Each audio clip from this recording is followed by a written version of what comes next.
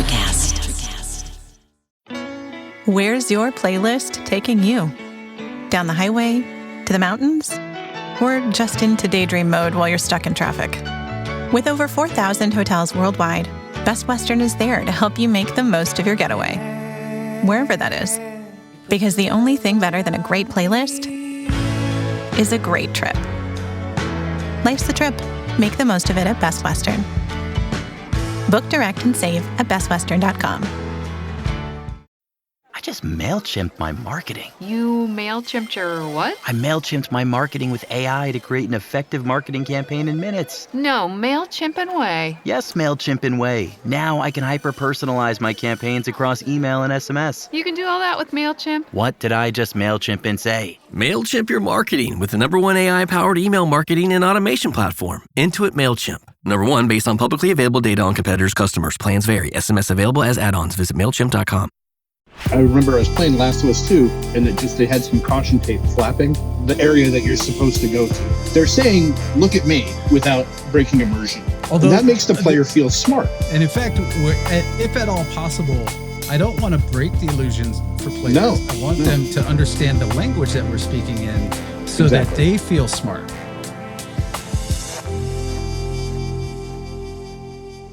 Hey, Jason, welcome to Bearing Arcade. Hey, thanks for having me. So, everybody, this is Jason Priest. I've known Jason Priest for a long time. Too long.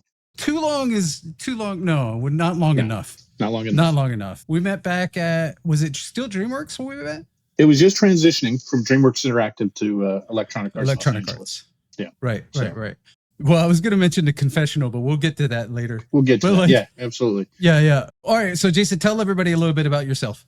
Yeah. So I actually started my career in 2D animation, and I wasn't very good at it. But I worked at my uncle and aunt had an animation studio, and so I started with them back in the mid to late 90s.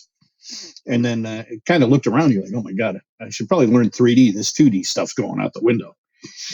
And so 3D Studio Max was brand new at the time.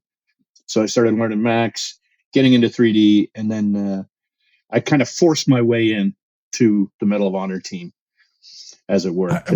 Wait, so I don't know that. How did you force your way into the Medal of Honor team? Oh, man. So I applied. I went out and I interviewed somebody we both know very well. Annie Lohr was the one who was doing the recruiting at the time. And they turned me down, and it was a Friday. And then I spent the entire weekend, like I was up 24/7. I built a whole demo reel that was custom World War II. Okay. So I took photographs that my grandfathers had from World War II. Yeah. And recreated them in 3D, cut them together with a Franklin Roosevelt fireside chat playing in the background. Okay. And I dropped it off at the studio, and they're like, all right, well, they offered me the job. Dude, that's fantastic. I have to say, though, that because you and I both had an affinity towards World War II, you're one of my favorite Medal of Honor background artists because you were always trying to get the feel, the look, it didn't matter what it was. You did lots of research, you did things. And actually that brings me to what I wanted to start talking to you about today is the fact that video games are an illusion. Absolutely. Right. Or basically 100%. People say like, oh my God, Medal of Honor is so realistic back in the day. And I was like, actually realism, maybe we're implying what you want to feel. But to me, it's always been, if I can summate it, it's more like, it's actually playing to the mythology that you have in your head about World War II and less about the real conditions. Because nobody actually really wants to starve. Nobody really wants to be cold, right? Yeah, freeze. Yeah, exactly. And nobody really wants to be shot at. Yeah, exactly. But like over our career, we got to work a couple times together, including on Homefront. And so I think can you provide some examples of places where you're like, hey, this feels really real, but in reality, the way you built it was intentionally off scale or colored differently, like the Golden Gate Bridge sunrise is an interesting example. Well, that's an interesting example because we were doing, I don't remember if it was sunrise or sunset. Either way, the directionality of the sun is not the way it would actually be in real life. because it's coming at you.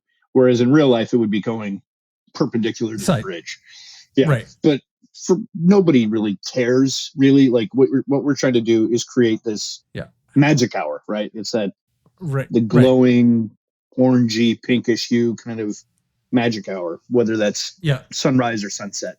And that's what we were going for there. But other stuff on Homefront, I don't know if you remember our slogan was, would it take the familiar becomes alien or something like that. Yes. Yeah. Right. Yeah. So things that we would see like suburban houses and stuff like that, but then we would turn it upside down and then be, it's a bombed out, war torn Americana, like a baseball field that's now a mass grave, right? That's totally wild. Yeah, exactly. Or but like even more so to break that one down, it's actually not like the football field is another one, right? Because we put the football basically field, it was, well, there's a couple of things going on with that. Since that's strictly a vista, you just look into this football field and it's, it's like Tent City, right? It's a high school football field.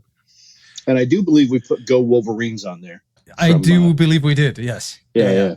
As a little nod to the Red Dawn reference. Red Dawn. But it's all forced perspective because you're really only going to see it one way. So everything that's close is scaled much larger than anything that's far away, and it's not really to human scale per se. Right. It's so like it basically it's not 100 yards long. It was probably like maybe 40 or 50, right? Yeah, at the most. Yeah. And we just didn't need to build it at full scale. Like if we were actually going to have combat on it, that'd be a different thing. So there was I think another example back from the Medal of Honor days was like the scale distances of like, well, you worked on the Guadalcanal level. And so like the river, like the length of the river and the size of that map, it's all made up, but like it's all made up. Yeah. I think so. That makes me think like, here's an interesting question for you that you and I have never talked about is like how much, because it's essentially we're building sets. Yes, right. Absolutely. Like 100%. Like Pirates of the Caribbean, here's little vignettes and sets. We're building little experiences. Like you said, like a vignette, right? Like you're going to come across the crocodile eating somebody. And then you got snipers in the tree here, a place where you can get off for a minute. Right. And so you build a set for that vignette and like it has a very specific thing. And like I said, leans into the brain's expectation of reality versus the execution of like we're feeding reality. That, right? Yeah. And so like, the like familiar becomes alien was always kind of a weird like double-edged thing, right? Because like it wasn't even the familiar of reality. It was actually familiar meaning what you expect it to be, right? And which is why the sun being in the wrong place for the Golden Gate Bridge works because nobody knows how it's oriented to the sun. Right? Even people who know will play it and never really think about it. Because it's not a part of gameplay, really. They don't care. I mean, there all of like 3 people will care about it. Another good example of kind of reality in games is like we were working on the Pearl Harbor level, right? And we got, I don't know if you remember, there was a barber shop in there that you'd run through. Everything was kind of condensed so that we wanted to get you out of. I think are you on the Arizona to start? You're on the Arizona to start, right? Yeah. And then, so we wanted you out as quickly as possible, so everything was condensed. But even for that sequence in the barber shop, I got a bug from QA telling me that the time on the clock was wrong. And I was like, people care. They do care. Yeah, no, they do care. And also for that level, because it's so the designer specific. on that, the timing was so specific. And also, did you fix it? Oh, yeah. Oh, okay. So the designer on that, Aaron Casillas, you remember he had a whole timeline. Like we took 3 hours of the whole sequence and we squashed it to fit within 45 minutes. It was like a 3 times. Yeah. It was like a 3x squash of real events. But like, what's fun about that level though, is that everything happens in the right sequence. And so it's like, it's just the timing is game time, right? Yeah. Like 3 hours pass in 30 minutes. It's like every 10 minutes is an hour basically. But even in that, like, at the end, you're driving in a boat, or you're not driving, but you have a turret, and the boats that are sinking near you are nowhere near real scale because they would be massive, No. absolutely No, massive. And then Yeah. we also, because I mean, it was PS2, so everything had to be pretty low res. We had to do Right. these really crazy low res characters of people falling into the water. I don't know if you remember that. They were like two Yeah. bones or something. Some like of those sprites. were sprites. They were effects. Yeah. They were basically, we had a particle Yeah. system kicking out like little Yeah. like people shaped effects Yeah, in, they're like, in the background. Yeah, Yeah. exactly. It was like, and like they're essentially like silhouetted stick figures that we were throwing Yeah. off of the boats, which is really fun because like that level, I still have people talk to me today about like how accurate that level is, when really, when you know how it was made, you're like, yeah, there's very little that's actually accurate about that level. No, right? no. It's but it was successful in the fact that like it gave that illusion or that feeling. Yeah, of, absolutely. And by the way, just to go back to the Golden Gate Bridge for a second, I actually think that level would have been way more interesting visually if the sun was in the right place and we did hard shadows that were all pointed a specific direction. But another one. So when you play D-Day, the Normandy Beach one, so I went in and changed the compass, because when everybody thinks beach, oh yeah, in your brain you think beaches are east-west, so you always think about their cardinal direction being like facing out to sea is always west, but Normandy Beach faces north. So they approached it from the north, and so I had to go in and switch the compass on all the levels to be more accurate to the direction, because I was like, the history buffs are gonna like jump on the 4chan or whatever, and absolutely, or the forums and start like berating us for this. Whenever there are things like that we had to do, but the rest of it was all illusion. Like there are like half of the people on the beach aren't even real enemies or real. They're just mannequins. Yeah. Yet again, it's the illusion of space and time. That was a tough one. That level, but I didn't work on it, but still. So like it's interesting. I forgot you worked on Pearl Harbor. That was like, it was mostly done by an artist named John Swicker. I just helped out towards the end a little bit. Oh, that's right. Swicker did that. Yeah. I wonder what John Swicker's doing these days. Anyway, so we got to know each other really well back then. Yep. And then both of us ended up having longish careers after that. Right? Yeah. Still having longish careers. Still having longish careers. Still loving it, So, what are you up to nowadays, or what have you worked on recently? Yeah. So fairly recently, it was the Spider-Man franchise for Insomniac Games. Yeah. Those were really challenging to make. I was the lead environment artist on Spider-Man 1 and started as lead artist on Spider-Man 2 for about a year and a half of pre-pro on that one, but the other one was 4 years of work.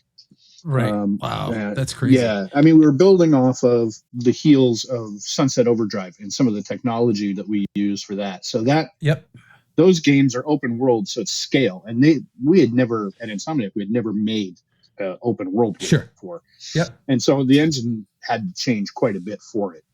I remember I worked on Sunset Overdrive for a few months. That's right. So they have in Sunset Overdrive, everything was based in a tile. If you're in this tile, then all the other tiles around it are loaded.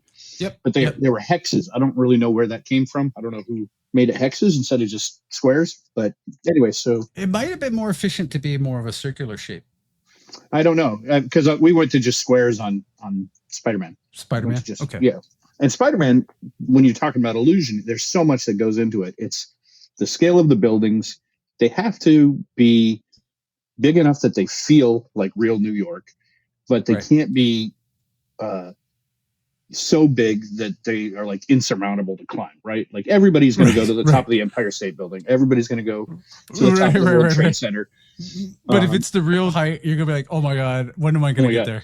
Well, and we built all of those using modular kit pieces, right? So I broke the buildings down into first floor, filler, trims, and cap. That's pretty much what buildings are kind of made of. Yep. And then you could interchange pieces, right? Like, so the first floor, you'd have like hotel entrances, storefronts, apartment entrances, whatever. Yep. Then just windows, and then whatever the cap piece is. Right. On a big skyscraper, that would be usually where like air conditioning is. Right. And so, or the skylights. I mean, like the top of skylights. The top of Chaos had like AC units, a couple of giant skylights, and then I think some like maybe like a fire escapey kind of a access, and other like maintenance stuff, right? Like a maintenance shed. Yep. That had like whatever big machines in it. So, but all through Spider-Man, we had sequences where you would actually go into buildings, and the interiors. There's no way in God's green earth they actually fit into those exteriors, right? Right. Like they don't. There was no way. So like in the first level, you fight Fisk. Yeah. And so you fight Kingpin in his tower, which is in Columbus Circle. That was challenging because it had the interior, but they still wanted to see out, right, at least in one direction, so that you didn't lose that connection to the city because you're in a big glass structure. So that was challenging. All of that, we had a system set up where each of these tiles, every building that was created in the tile would get what's called an imposter, which is like a super low res baked down version. Okay.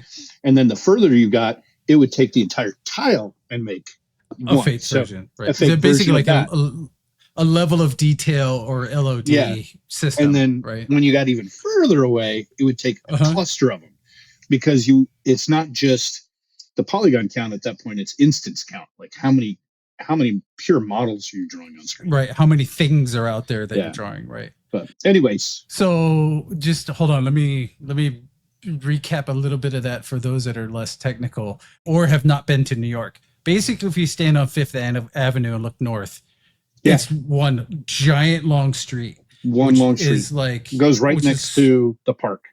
Right. It goes right next to Central Park and runs all the way up, hundreds of blocks. Yeah. And so the problem with that from a technology standpoint is like rendering speed, frame rate, but also memory, right? You've only got so much memory on your PlayStation.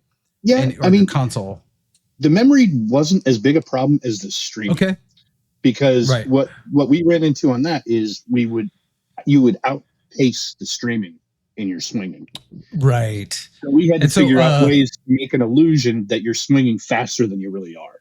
Right. Well, so, and just to give everybody, like, streaming in this case is more the literal sense of streaming, not like a TV show. But basically, let me explain, because you said I don't know what you called them on Sunset Overdrive in this, but like we called them compartments on Medal of Honor. Tiles, compartments. But basically, these were packages of assets, geometry, texture maps, etc. That like as you pass through, it's like those cartoons where the character's putting the tracks down in front of the train. Exactly. Right? It's like basically the system is putting down the city in front of you to then let you get there. And so what Jason's talking about here is that basically Spider-Man swings so fast you could get in front of that train, right? And so they had to build it in a way that that they could put enough track in front of the player to be speedy. The problem is players have agency. So if I'm swinging one direction and then flip around and go back the other way, it had to work both ways, all directions. Exactly. It had to work all directions, which is why we're talking about hexes or my brain is still stuck on like why you would have built in hexes. And like, I can only think it's either circles were easier to deal with or like something circular, but also it's a limit on how many you have to load by direction. There's only 6 to load. Yes, there's only 6 to load. Whereas like a square requires 8 because you have to do the corners too, right? Yeah. So like, I don't know, it's whatever. Like I'll have to one day have somebody on. Somebody on that team would know. Yeah, I mean that a lot of that design and stuff was started before I joined that project. Sure. Cameron Christian and Marcus Lowe were really kind of heading that up. Oh, Cam. Cam. Yeah, JPEG was there too. So actually, one other thing though is like you sort of skipped over it, but this procedural modeling that you were doing was mostly done with Houdini, right? It was mostly done with Houdini. So to start, it was myself and a guy named David Santiago. You should absolutely look up his GDC talk on Spider-Man because it's pretty great. Anyway, he was one of our Houdini experts. We had 2, him and X-Ray, and they created a system, so many systems for that game. So for Sunset Overdrive, they really just did train tracks and he built the ground and the roads. So one thing Okay. as an environment artist that I'd never ever want to build again are sidewalks and roads, because there's just no Okay. reason. Like, Yeah. you know what I mean? So Yeah. we built it so that he could just move. You could move a spline, add a spline, call it a certain thing. It could be an alley, it could be a throughway, Yep. it could be a drivable alley, or just a And it would just sidewalk. build it. Yeah, and then you'd have to send it off to the Houdini build machine, and it'd come back and it'd be built. And Yep. it would also build in Unreal, it'd be HLODs, the LODs, the lower resolution versions for when you're further away.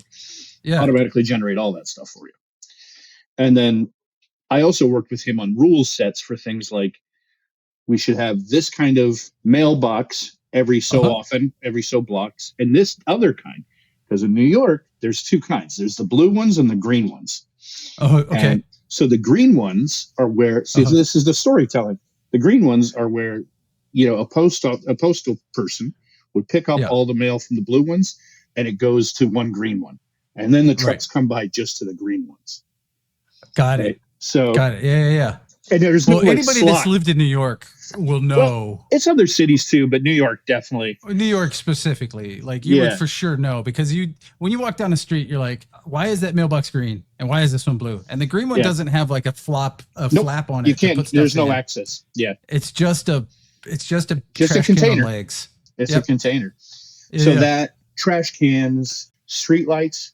And then also we would name the splines. Spline is just like Fifth Avenue, whatever, and we name it, and it would generate the signs automatically. Okay, street got signs. it. So, that's amazing. Oh my god, that's super cool. Bringing us back to the illusion thing a little bit, like to make that happen, you have to have consistency or at least repeatability in the assets, which most people don't notice, right? That's like true. when you walk down a real sidewalk. This one's got a crack. This one has a root growing under it. This one has like X or Y, or it's a little bit thinner here, or like, oh, you've never been on 42nd Street. The sidewalk's twice this wide, right? Like those are the realities of it. But the myth that we build in our head, or the feeling of realism, the illusion, is like more powerful in some ways than actually just trying to do a simulation of New York. Absolutely. And then the other thing that we had to take into account is, like you're saying, the width of the sidewalk, width of the street. Spider-Man could only attach at a maximum distance. Oh, okay. So it had to be a little closer on some of those streets. Yeah. Streets are small. Avenues are big in New York. Right. But still, those big avenues, they were definitely probably half the size they should be, because otherwise you couldn't attach to a building. So Park Avenue is half the size. Yeah, probably. Yeah. Well, because it has a huge median. Yeah. Right. Like Park Avenue in Midtown has like a huge median. Like, I don't know that we for did some stretch of it. I don't remember if we did a median or not. We did do it in certain places though. I don't know about there. Okay. But like Lexington Avenue is also really big. And yeah. Lex is big.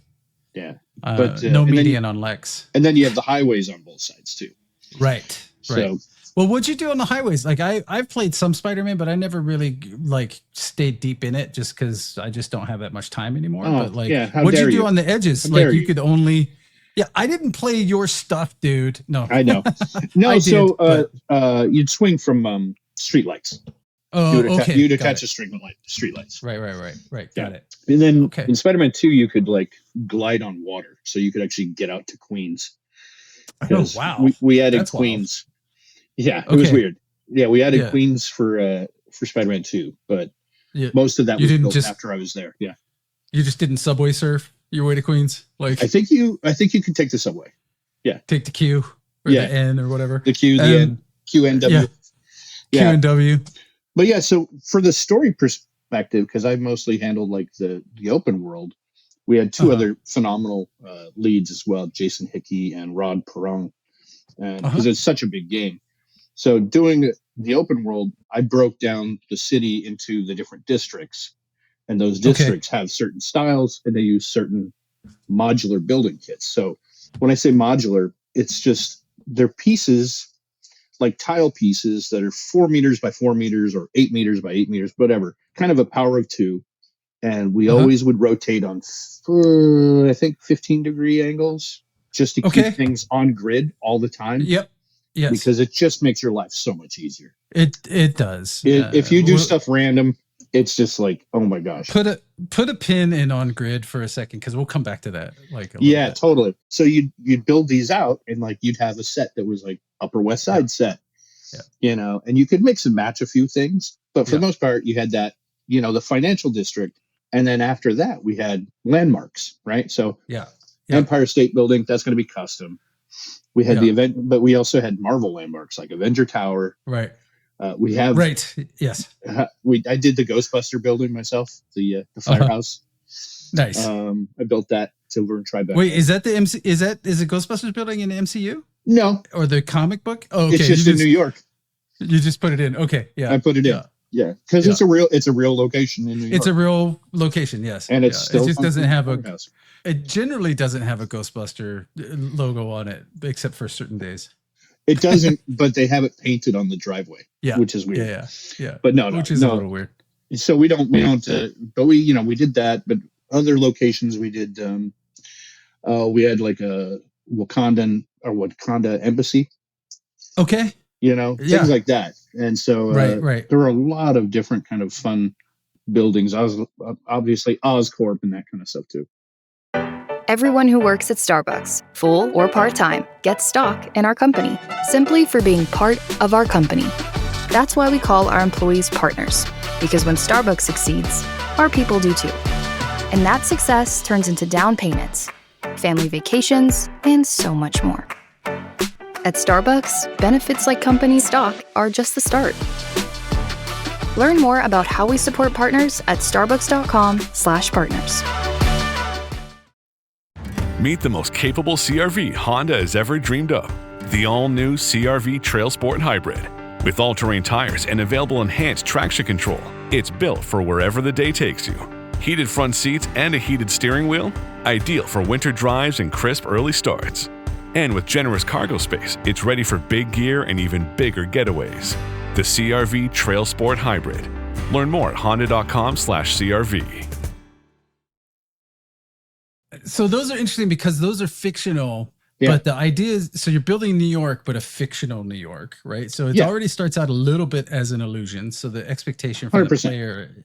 the expectation from the player is like, it's a real-ish playground, right? But like finding the edges of that, your brain allows for those things because you're like, oh, right, I'm in this universe, not my own. So I can give it some leeway. But I would expect to see Avengers Tower, right? So like I said, like we're building into the illusion or expectation that players have. Actually, by the way, like I forget which Medal of Honor this is before we put the N in on the compass to go north. There was a building that was supposed to be stacked, right? And the way technology worked before is you couldn't build stacked buildings for the enemies. Yeah, so I did the pathing data or whatever it was. Yeah, exactly. The nav match. Right, but I did a head fake for all the players, which is basically I put them up a semi-spiral staircase to disorient them. And then basically the second floor is 90 degrees off of the first floor, like my hands are doing right now. Okay. And so it's basically you feel like you went up a whole flight of stairs. You actually go up a whole flight and a half because and like I said, like it's not enough to disorient somebody, but I put them up a slight spiral to give them to confuse their sense of what they thought was north in 3D space, and then put them out 90 degrees instead of the other way, like very intentionally to like, because we couldn't just purely because we couldn't stack the floors. Right. Yeah. Well, it kind of goes back to even like what you were, when you think of Disneyland, you think of Pirates of the Caribbean. Yeah. Anybody who's been there or the Haunted Mansion, you see the building, you're like, I'm going to go in the building. But what you do in Pirates is you end up going down a waterfall. That waterfall takes you under the train berm and then puts you in the actual show building, which is a giant soundstage. Right. But you're so disoriented because you're going through these caves and stuff. You have no idea where you are, but you get on and you get off in the same location. Yeah. You're not even in the park when you're on the ride. Right. Which is weird. Which, by the way, I've been saying that Haunted Mansion and Pirates of the Caribbean, more Pirates of the Caribbean, are better rides at Disneyland because they go subterranean. They go underground. Yeah, they go underground. They both do. But they don't in Florida because of the water table. Yeah, the water table they can't. So there is no waterfall. Right. And well, they go up first. And they then don't have any. They don't have any space, or they don't have a restriction of space. Right. So they just built it Yeah. Whereas like in Anaheim, they had to go like, oh, we're going to build this outside. All the big rides are kind of off of like the main walking property.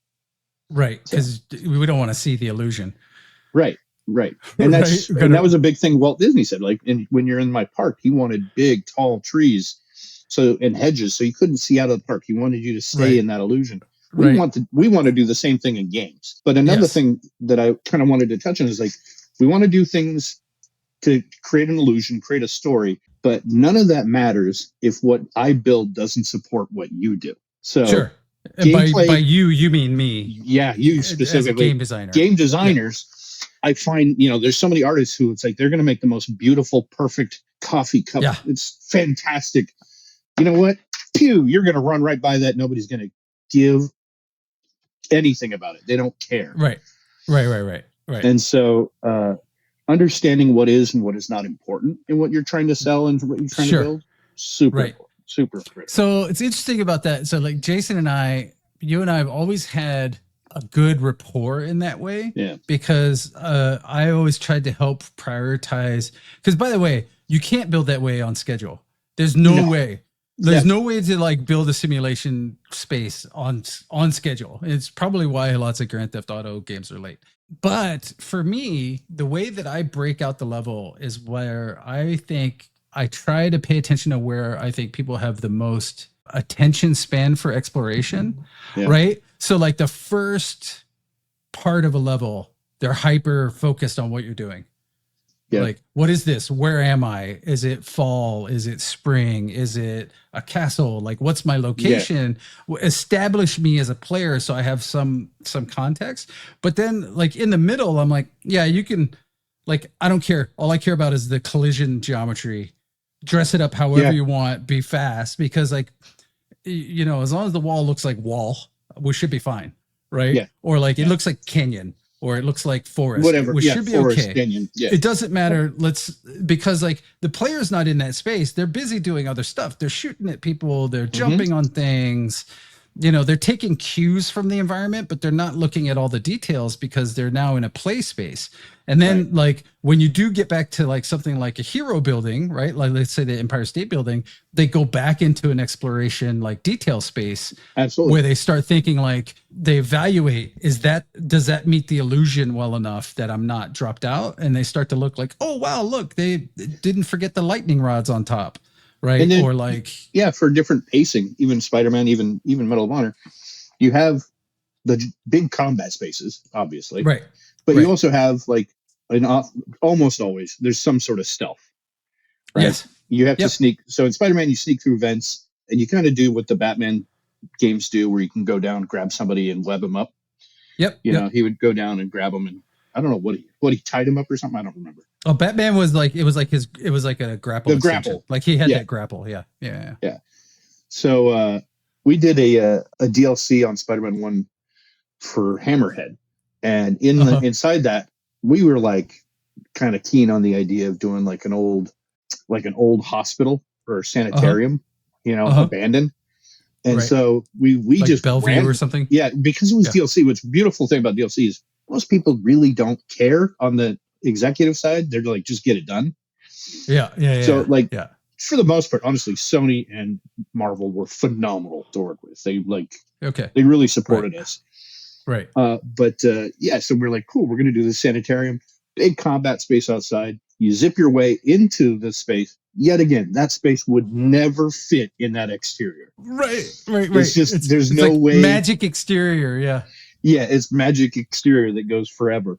But then you get into these small. It's like cabin in the woods.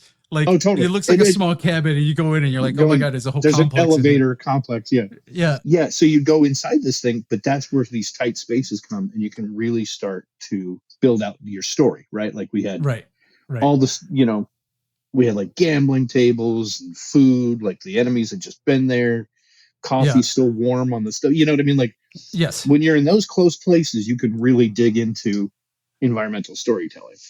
Right. Outside where you're getting blasted at, not so much. Yeah, not so much. But even sometimes interior, it's basically you have to know what headspace the player is going to be in your environment. And it's interesting. So you actually put a word to it. We'd mentioned it a couple of times, storytelling. But what we're talking about is environmental storytelling. And Yeah. the importance of environmental storytelling is to make a place feel the illusion of a place feeling real. And so like, I think I said this on somebody else's podcast. I was like, there's always a bathroom. I always put a bathroom and I always put Always a a peeing bathroom. guide. Always a bathroom, because like let's break that down a little bit. So environmental storytelling is when you put details into the background or the environment that are not necessary for core gameplay, but make the space feel real. So like putting a clock at the right time. For harbor purposes. is environmental historical purposes. Putting a calendar on the right month. Some of my favorite ones were like the environmental storytelling that goes into Bethesda games like Fallout and Skyrim. You go in and you're like, oh man, this is like a really sad vignette, right? Like two people in a bathtub and like a note and like, these little things, and they can be very powerful if you do them right. And, at minimum, they help sell the illusion. Yeah. So I would go over environmental storytelling when I was teaching. I taught at Otis College of Art and Design for 7 years on weekends. And I would always show them the example of the opening scene for Rear Window. I don't know if you've seen Rear Window. So it starts off and you get this establishing shot of New York, and it pans over and you see the thermometer, and it's like, it's ready to burst, right? Right. Pans down and you see LB Jeffries, played by Jimmy Stewart. And he's just sweating, and he's got a big old cast on his leg. And it says, here lies the bones of LB Jeffries. So somebody has a sense of humor, and pans over and there's a broken camera, all mangled. And then a picture of a car crash, like a motor, like a race car crash. So it's hot. This guy got his leg busted. He did it while taking this picture. And not a word had been spoken yet. Right. All of that's environmental storytelling at its finest. And so trying to capture that, the thing that's difficult in games is like people can go anywhere and they can choose to look at things or not unless you absolutely force them, which is confining to the player. Like, the forced walk in Gears of War always feels goofy. Well, in any game, when the game designers take control of the camera, it's, unless there is like, well, there are a lot of ways to do it wrong, which basically break immersion. Yeah. If it's done right, you can actually enhance immersion, but that's like a topic for another time. Yeah. But like one of the things that I do, though, having the experience that I have, is like, in general, if I want the player to see something, I know how to lead them there with environmental storytelling. Absolutely. And that can be through just the environment stuff. It can also be through lighting. Lighting is critical for this. Yes. Yeah.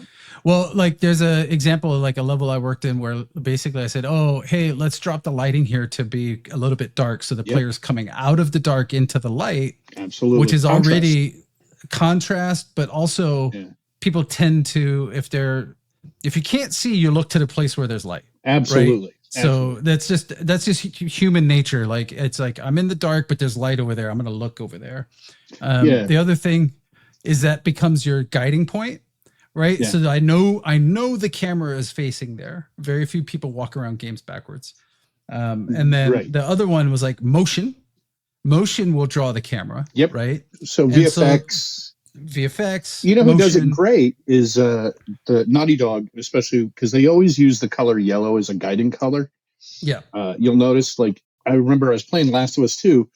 You looked up and they had some caution tape flapping in the area that you're supposed to go to.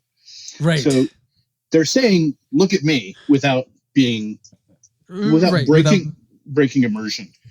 Right. And that makes the player feel smart. Right. And in fact, if at all possible, I don't want to break the illusions for players. No, I want them to understand the language that we're speaking in so that they feel smart.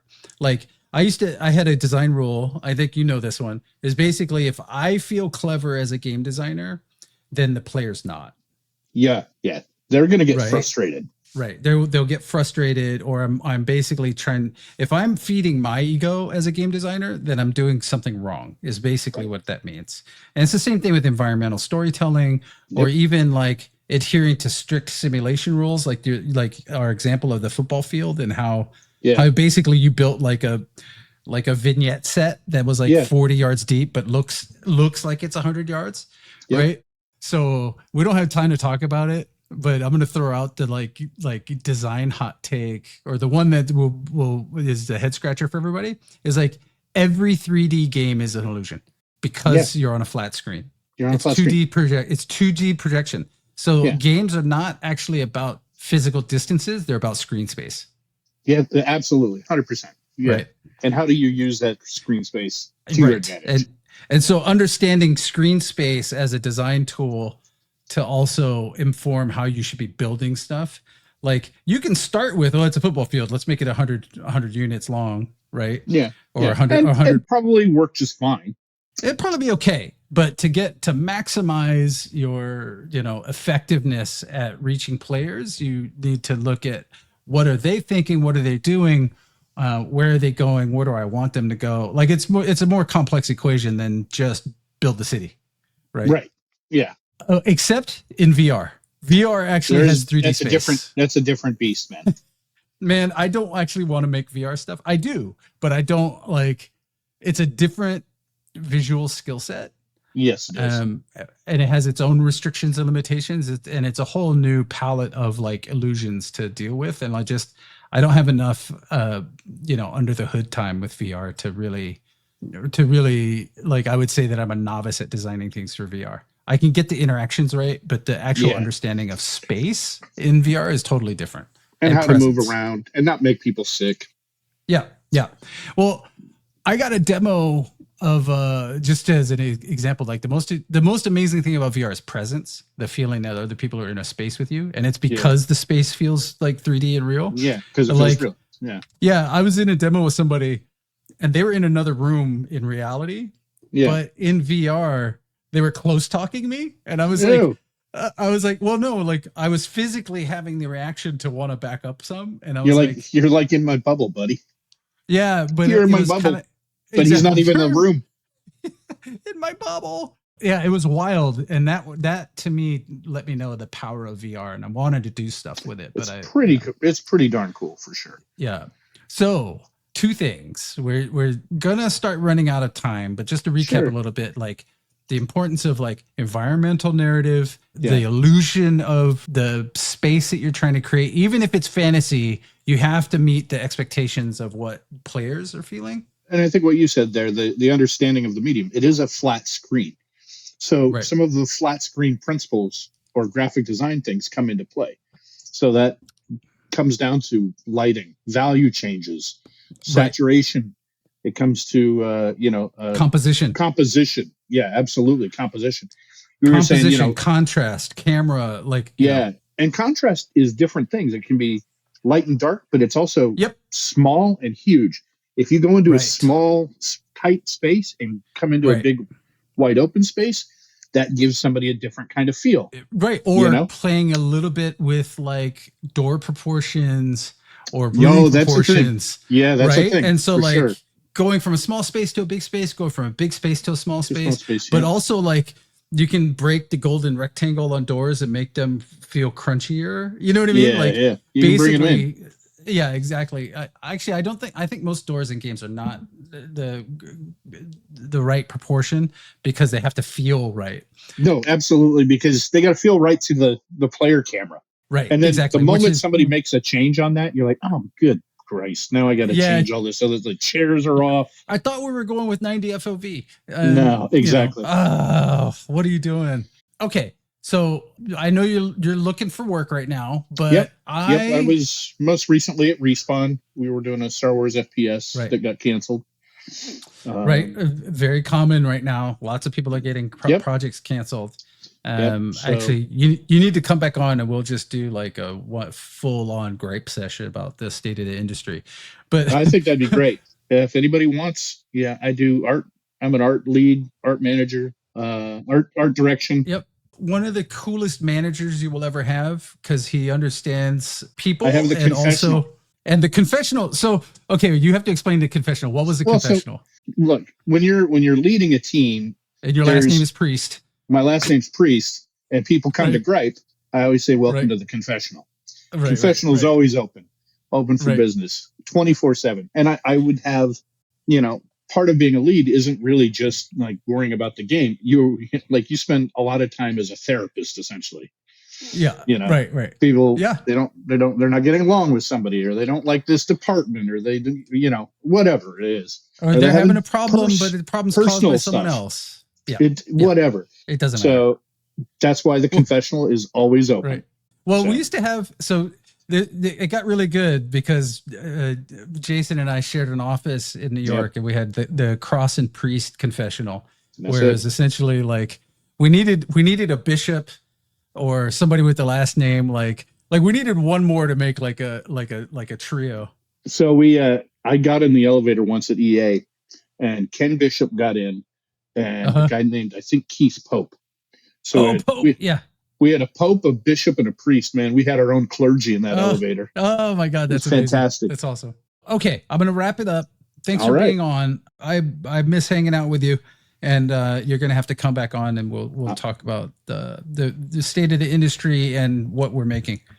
Yeah, we could do that. And what did they call it at Insomniac? Papa Priest story time. I can also give some Papa Priest story time. I got a few of those. Like if you want, we come back and we'll just do story time for an hour. Story time. Like I got some amazing stories from this industry. You've got some doozies. Some doozies. I've got some too. But all right. Well, thanks, man. All right. Thank you. Brain Arcade is a Princess Hermit production, produced by Kyrene Kim, music and mixing by Jonathan Ontiveros. The podcast is hosted by me, Chris Cross. You can find me and my other endeavors at coffeewithcross.com.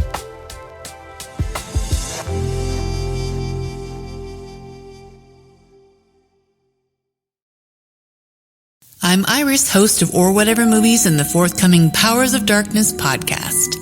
For the better part of a decade, we've been unraveling a literary mystery that begins with a strange version of Dracula. Yes, that Dracula. It's a different story, imbued with a potentially insidious agenda. What we've already found so far reshapes what we thought we knew, but the investigation isn't over. Support our efforts to finish what we've started and bring the full story to light.